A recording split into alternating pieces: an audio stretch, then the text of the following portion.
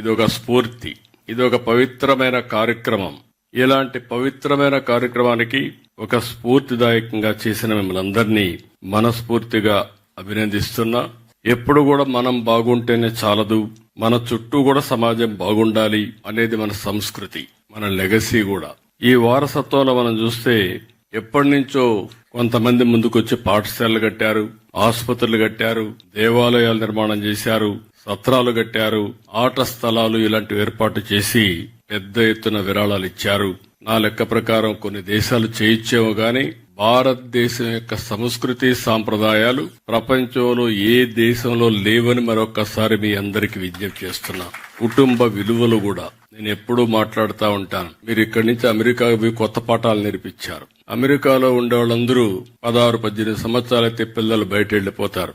అక్కడి నుంచి ఎప్పుడన్నా అవసరం అయితే తండ్రి కొడుకు డబ్బులు ఇస్తే అప్పిస్తాడు, కొడుకు తండ్రికి అప్పిస్తాడు. కానీ పిల్లలు ఎంత పెద్దవాళ్లైనా జీవితాంతం మెంటర్ చేయడమే కాదు, ఏ సహాయం కావాలన్నా అందించే సంస్కృతి ఉండే ఏకైక దేశం భారతదేశం అని మరొక్కసారి విజ్ఞప్తి చేస్తున్నాం.